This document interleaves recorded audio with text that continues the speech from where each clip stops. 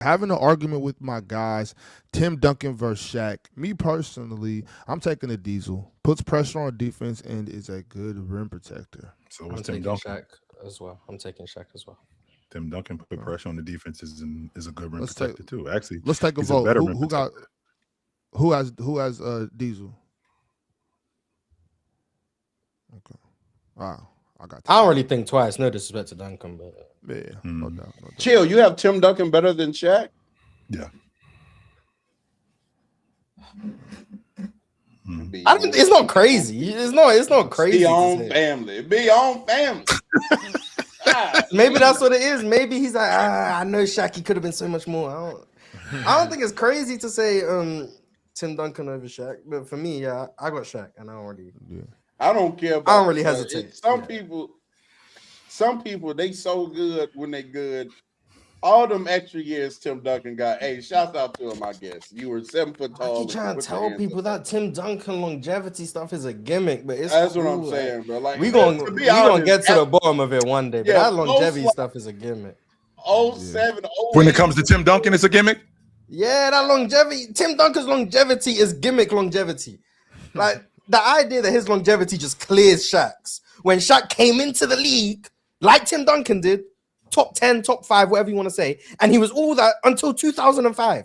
That's 13 years of top 5 player in the NBA, Shaquille O'Neal. Tim Duncan was not a top 5 player for 13 years. Shaq's longevity is more impressive. So Tim Duncan was a top 5. Cool. So He Tim was Duncan came anchoring into the defense at 36. Cool, congratulations. Shaq was a top 5 player for over a decade.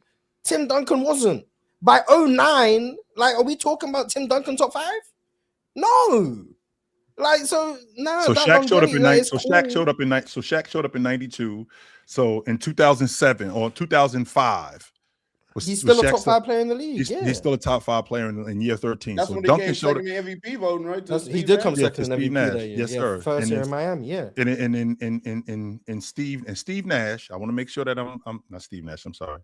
Tim Duncan. He showed up in 98. 2008 is Tim Duncan still a top 5 player in the game? 2008. By 2008. Kobe, Wade, Chris Paul, Dirk. KG better than Duncan by this point. In 2008. Oh wait, KG first year in Boston. That's when he won MVP. KG. That's when he won MVP defensive or player of the year. KG. So yeah, he better than Tim Duncan. So, and the year before that, when they won the NBA championship in 2007, for the third time, that's not what you asked about. You ain't asked about 07. You asked about 08. Okay, so correct. That would be 9 years. Chris Paul, KG, Dirk, Bron, Kobe. That's 5 right there. D Wade, another one. Yeah, Tim Duncan, and that's year 10. Tim Duncan. We went to year 13 for Shaq. So point proven.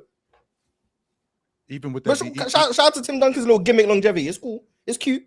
No, it's not gimmick. I don't think it's a gimmick, and the reason why I don't think it's a gimmick is because of how he changed his game. I think Shaq is a better. I think Shaq is gimmick better. is obviously me. I'm saying that in jest. The clip's already done. Yeah, the clip's already secured. I'm cool. I can accept TikTok, whatever. The point is, Tim Duncan's longevity is he wasn't producing the top 5 elite value for as long as people like to say. It was like once you get past like 07, 08, it's like Tim Duncan's cool. Like he's still a good player, still a defensive anchor, all that stuff, but the offense just completely tapers off.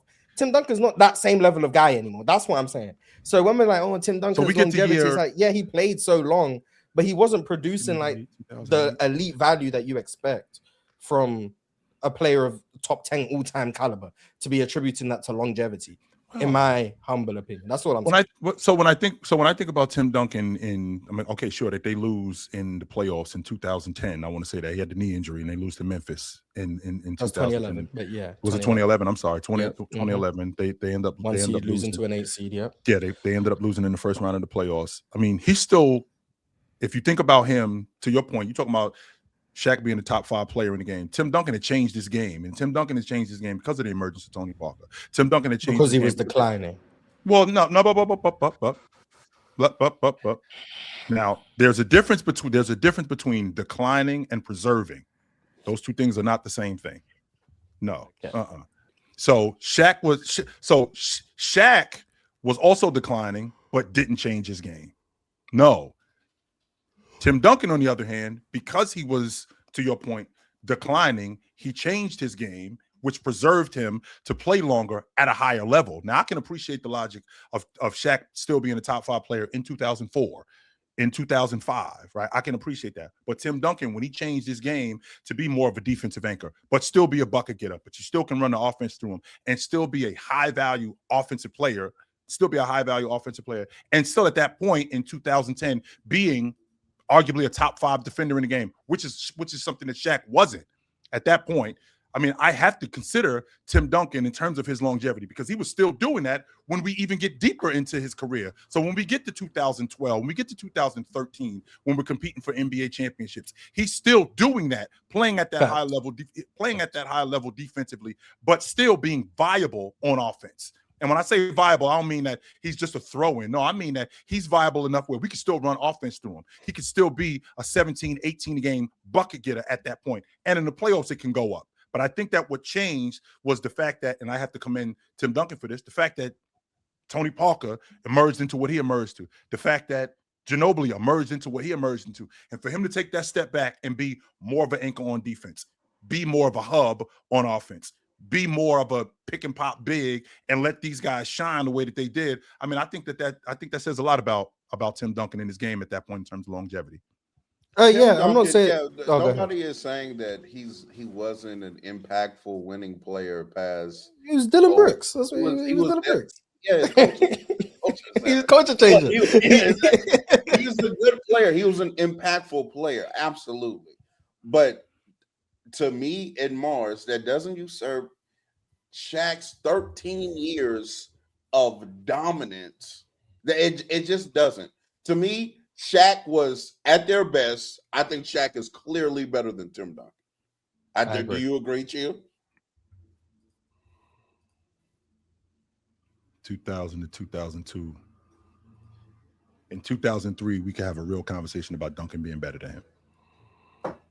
A real conversation about Tim Duncan being better. But from 2000, Duncan could be better than 03 Shaq. From 2000 to 2002, there's a gap. I'm not going to argue that point. Yes, okay. There's definitely there's a gap.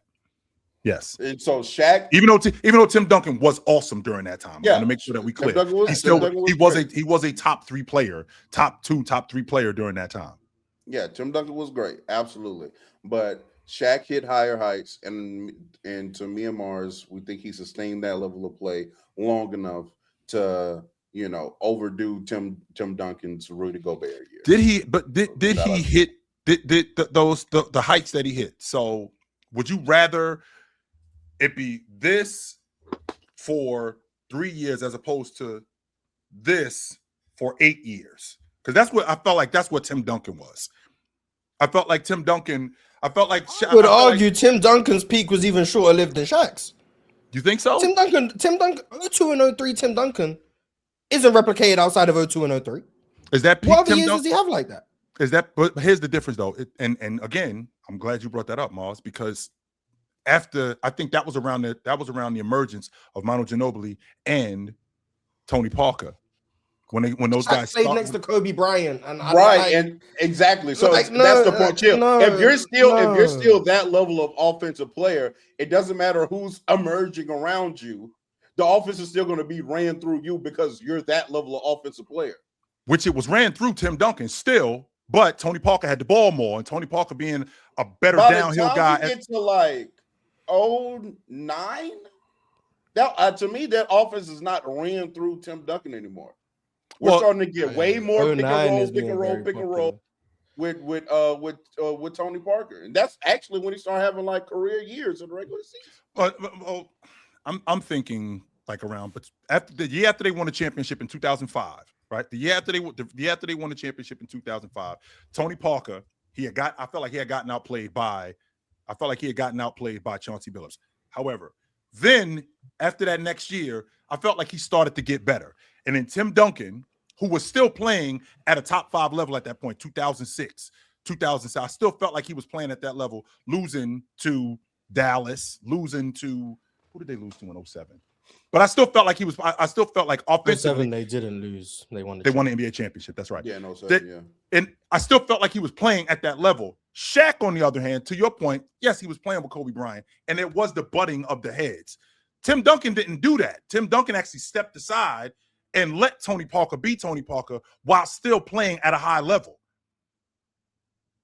Yeah, but I guess my point is that Shaq isn't stepping aside for Tony Parker in 2001 and Tony Parker knows that Shaq ain't stepping aside. Yeah, and Tony because Parker, there's levels to this game. And Tim Duncan didn't step aside for Tony Parker at the height of it. No, he stepped aside. Exactly. That's what I'm saying. His peak was short to live. That's what I'm saying. But he still was. Tim Duncan stepped aside when he was declining. And guess what Shaq did when he was declining? He stepped aside for D Wade. Because when you're declining, you step aside. Shaq at the peak of his power was 2000 to 2002. Yeah. That's the best Shaq ever was. If you want to do single season, it was 2000. But 01 and 02, when Kobe starts ascending and emerging, Shaq is still Shaq.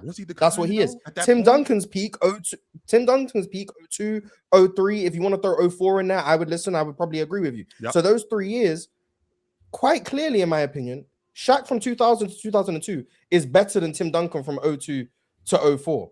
Then once you start getting years beyond that, it's like Tim Duncan is steadily getting worse year after year. 05 Tim Duncan is probably the last year of peak Tim Duncan.